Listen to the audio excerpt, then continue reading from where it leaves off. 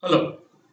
In this lecture, we are going to talk about Jacques Derrida, born 1930 and lived up to 2004.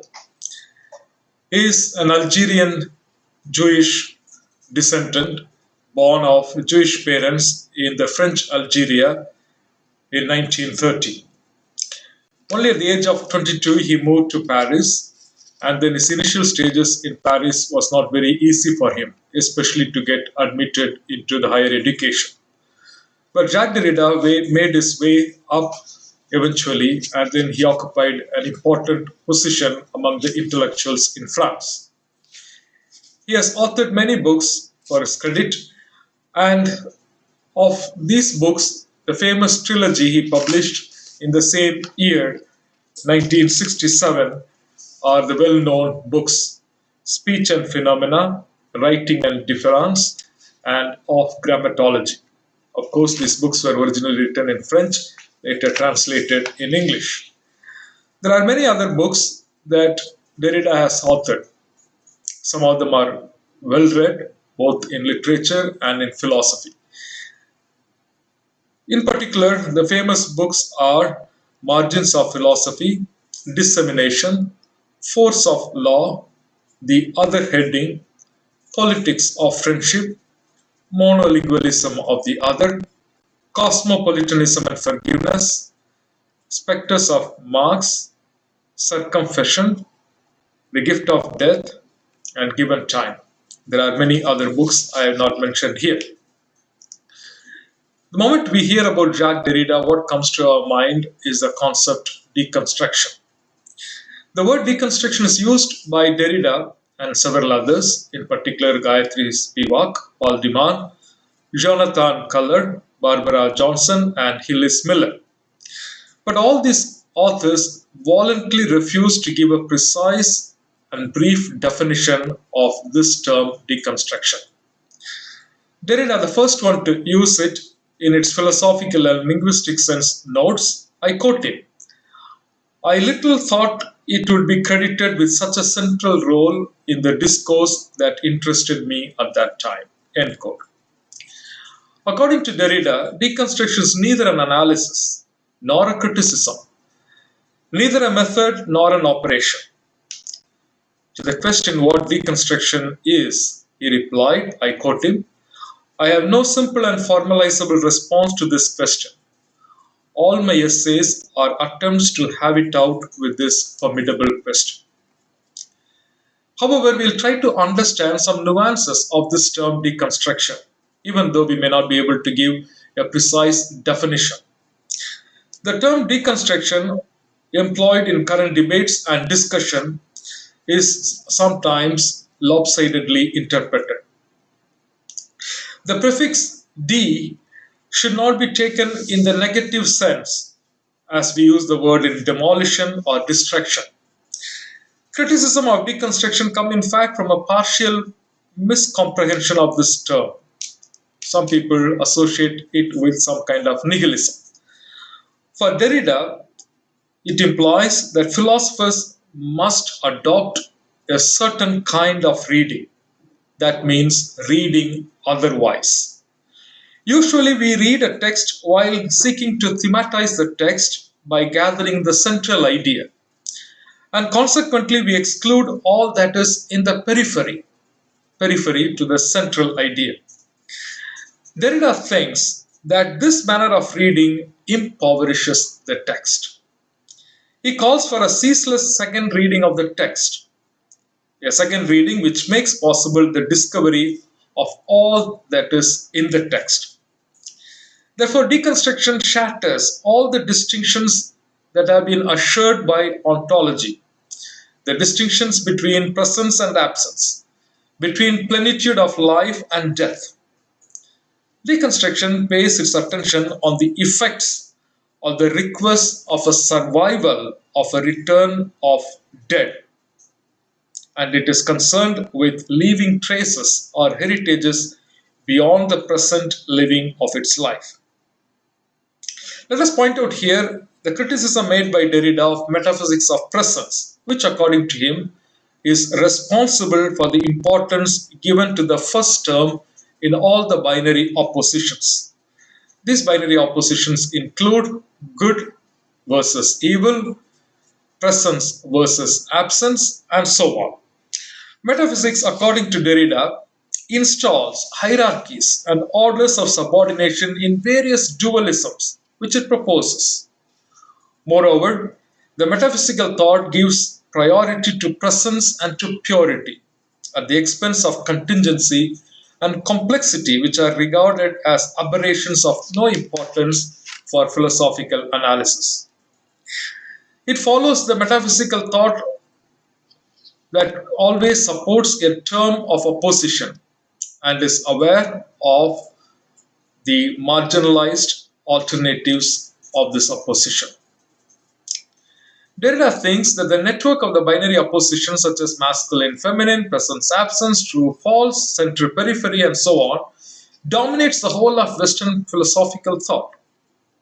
He refers to what can be called the metaphysical principle, basis of any philosophical system. In fact, any philosophical system is built on the basis of metaphysical principle, and one is based on the assumption according to which this principle constitutes the essence or the truth of the system. We find in each system a concept that is meant to be transcendental. This transcendental can be different things for different people. For example, it can be idea for the idealist, can be matter for the materialist, it can be spirit, God, being, and so on. Each one of these concepts become the base of a system of thought, and it forms an axis around which all signs circulate. Thus, metaphysics is justified by the desire, namely the edifice that rises on its basis shows a formal and systematic whole and its universal applicability. Derrida employs several terms to indicate the fundamental thoughts of Western philosophical tradition, including logocentrism, phonocentrism, and metaphysics of present. Logocentrism underlines the privilege granted to word, and phonocentrism the privilege granted to voice. Derrida connects logocentrism with phonocentrism. According to him, phonocentrism supports the privilege of voice and that of word over writing. The word is privileged because it implies immediacy. The assumption is that the word grasps meaning and thus captures presence. Derrida recalls that the philosophers through the ages were interested in the present, for the present alone gives certainty. Neither the past nor the future can introduce into the space of the known. Only the present can do it. Metaphysics of presence, therefore, is foundationalist. To build a theoretical structure, the metaphysician seeks a base that sends him back to research what is present obviously and purely in the present, here and now. After all, a firm base for the presence is enough.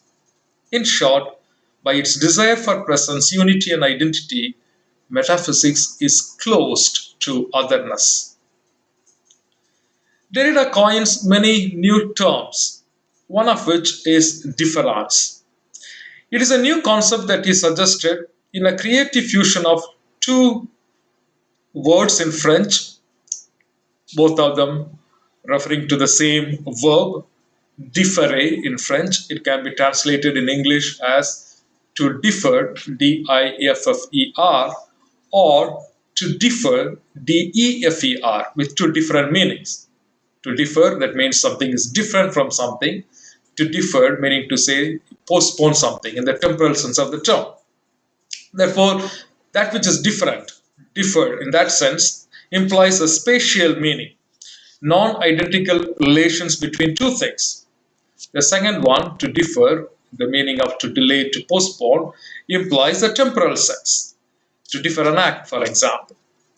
But Derrida, for the first time, introduces a new letter in the spelling of the French word normally pronounced as différence, but obviously it is written with E, D-I-F-F-E-R-E-N-C-E. E in CE, exactly like in English. But Derrida replaces the second E with A to incorporate both these meanings.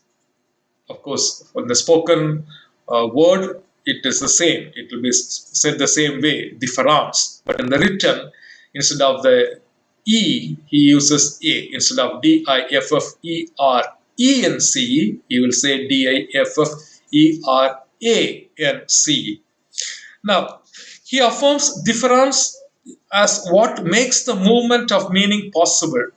Only if each element said to be present and to be appearing on the scene of presence refers to another thing than itself.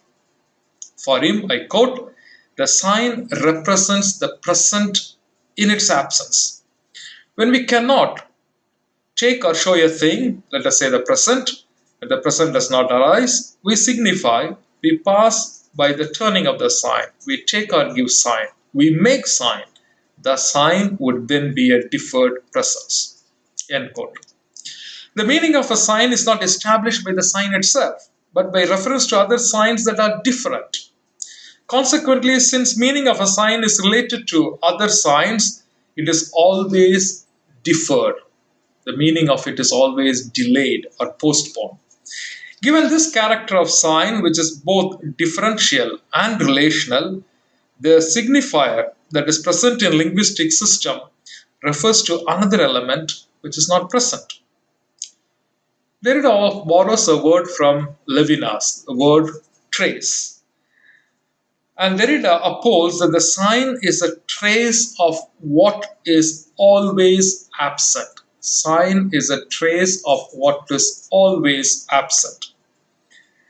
According to Derrida, the structure of sign depends for meaning on other signs that are absent. When we read a sentence, the meaning of each sign is not clear. And when we arrive at the end of the sentence, we somehow decode the meaning. Therefore, each sign is dependent on the other sign in the sentence.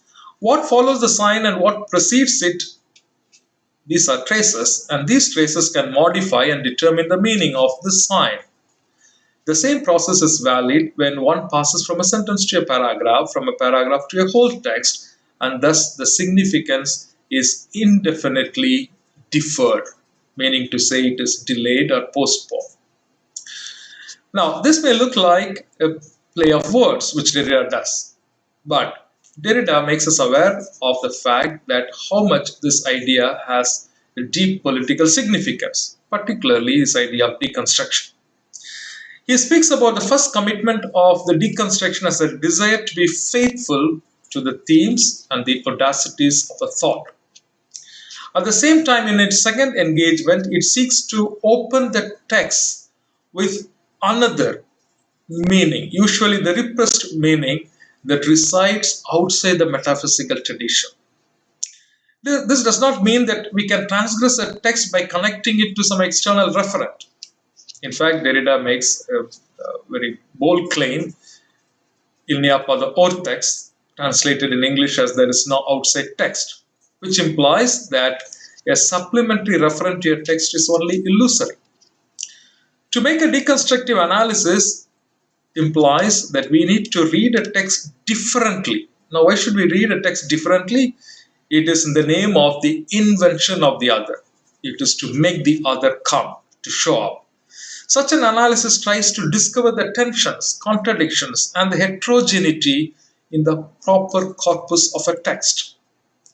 Therefore, Derrida would say whoever affirms deconstruction affirms heterogeneity, difference, and dissociation, and these are the condition of the possibility of relation to the other.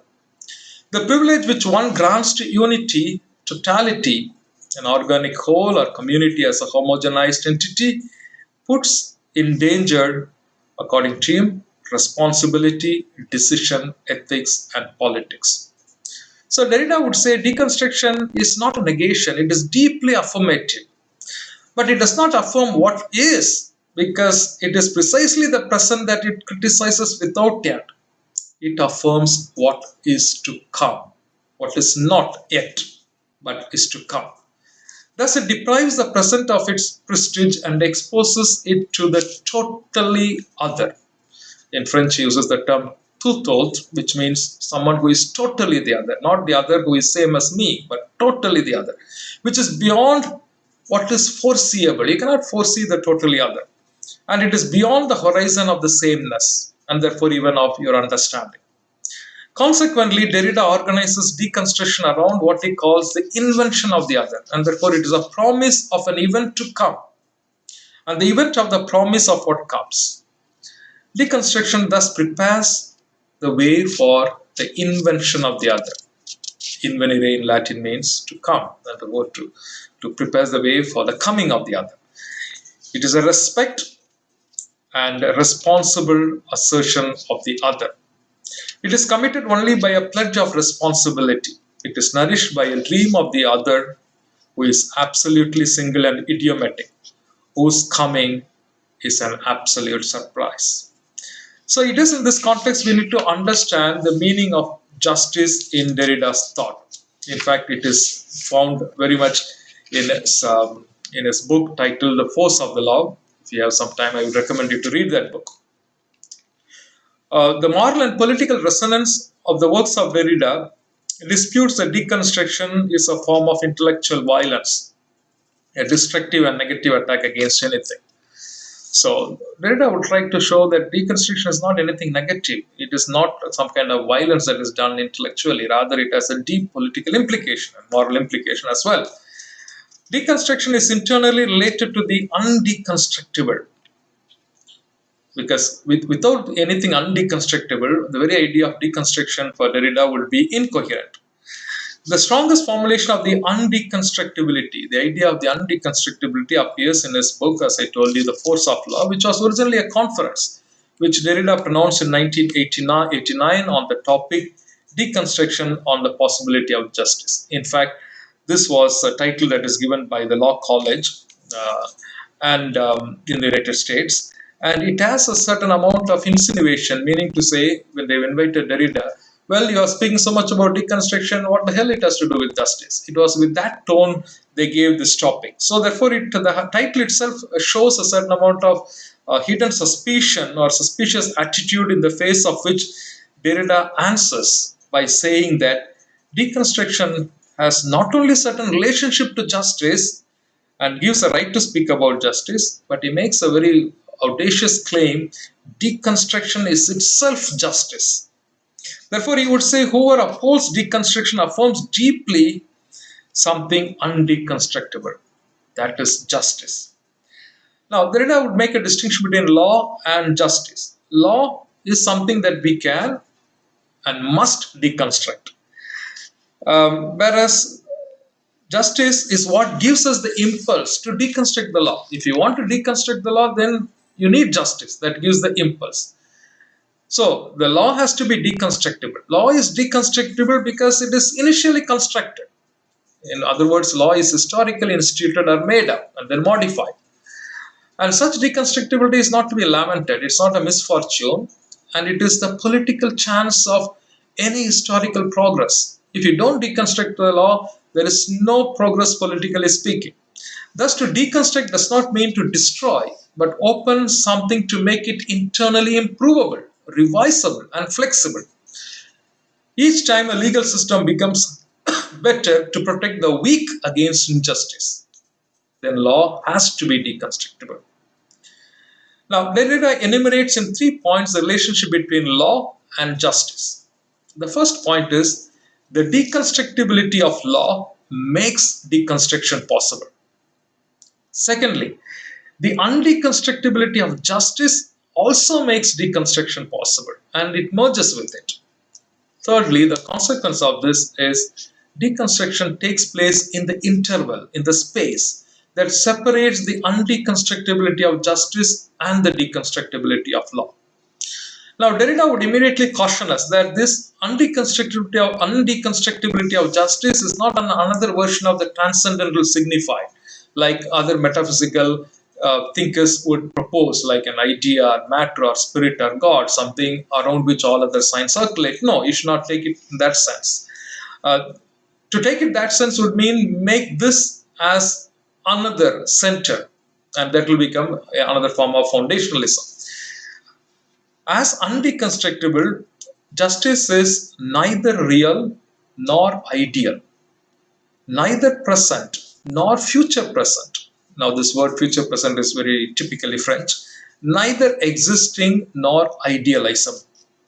So, when we speak about there is justice, what we mean is rather than justice calling us from a future, um, rather than justice is here, it calls us from far, from a future which is structurally always to come. Now, Derrida also speaks about aporia. Aporia literally means a dilemma concerning the relationship between justice and law. He analyzes this aporia through three domains. The first aporia, he would say, it is not its conformity with law that justifies a decision. A good decision is not necessarily a decision that is in accordance with law. Such a decision only can ensure legality. It is possible to reinvent the law when it is suspended. To reinvent is not to create it again, but to make a freshly new judgment in new situation. Such a decision is both regulated and not regulated insofar as it exceeds the constraints of the law to include the demands of justice in a singular situation. Otherwise, the judge wouldn't be a judge. He would merely be a calculating machine. And we wouldn't need a judge, we would just need a computer who can calculate the proportionality of the law and how it is conformed or not conformed. However, the judge should not be unaware of law. A just decision, therefore, is located between the universal law and the singularity of a situation. And this is the first dilemma. So it is not merely you just apply the law and make a decision, a legal decision. Okay, it could be legal, but it doesn't necessarily mean a just decision because it has to somehow be placed in the space between the universal law and the singularity of the situation. The second aporia is what he calls the haunt of the undecidable. What is undecidable? According to Derrida, undecidable is not indecision or the inability to act. Now, that is a bad thing. Now, undecidable for him is the condition of the possibility of a decision and an action. If something is not undecidable, then it is not worthy of a decision. Something is undecidable, that is why it merits a decision. This is because whenever a decision is true, whether it exceeds a programmable result, it is calculable, it passes through the ordeal of the undecidable. So the opposite of the undecidable is not a decisive decision, but according to Derrida, it's a programmed and a calculated decision. The decision making depends on the undecidable that invites us and even demands us to make a decision. To decide is a possibility supported by impossibility. Thus, a just decision and judgment worthy of this name by its capacity to fulfill the requirements of justice by exceeding legality and the undecidable go hand in hand. The third aporia, Derrida would say there is an urgency which goes beyond the horizon of the knowledge. The knowledge of any given situation may be limited, but justice cannot wait. It doesn't wait. It is demanded here and now in each singular situation. We cannot wait until we know all the facts of an event. Even if a situation comprises of all the details composing an event, a just decision cannot be programmed by such details that reduce it to a calculation. On the contrary, it requires of a decision to step out this knowledge to arrive beyond the horizon of the knowledge at a decision. Whenever the decision is not made because of the indefinite prolongation of the deliberation, it requires to be made in a finite moment of urgency and precipitation. And it is always structurally finite. That's important. It is structurally finite, forcing itself to put an end to the deliberation in one moment of non-knowledge. Now, it is in this context Derrida would quote Kierkegaard, who would say the moment of decision is madness. In particular, the moment of a just decision which must somehow defy dialectics, it is madness. This does not mean that we can reject all rules But it is quite the contrary. We are obliged to reinvent the rules according to the current situation.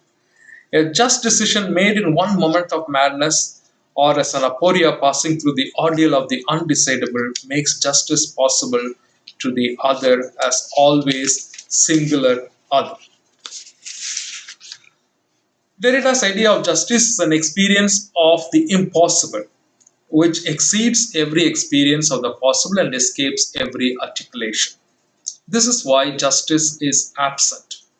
But that does not prevent us from being implied in justice. Its necessary absence does not exempt us from the obligation of waiting for its arrival, because it can arrive at any moment by any door of the city. One must therefore learn how to await and defer the gratification of one's desire of justice. Now, it is pretty much in the same vein. Derrida will also develop the theme of hospitality. I'm not going to develop it right now, but it is again an interesting work of cosmopolitanism. That's where he develops the idea of hospitality, particularly taking it beyond the idea of hospitality in the writings of Kant. Now, to conclude, Derrida's works blurs disciplinary boundaries, and he has an especially strong influence in the fields of philosophy and literary criticism. There is perhaps no better way to characterize Derrida's thought than the way Heidegger characterizes his endeavor in his contributions to philosophy, which Heidegger refers to himself, that it is a crossing over to the other beginning. Now, this phrase characterizes Derrida's effort because it is really what what deconstruction means, primarily through its emphasis on construction. It's no doubt that Derrida used the term because it is similar to what Heidegger occasionally used to explain the philosophical effort of decentering the tradition of being as presence.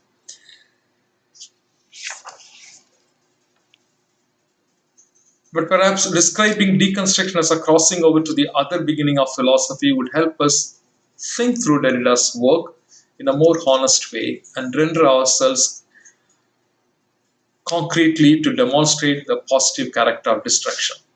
That is what it does that exceeds powerful critique, namely establish philosophy in this other beginning. Thank you very much.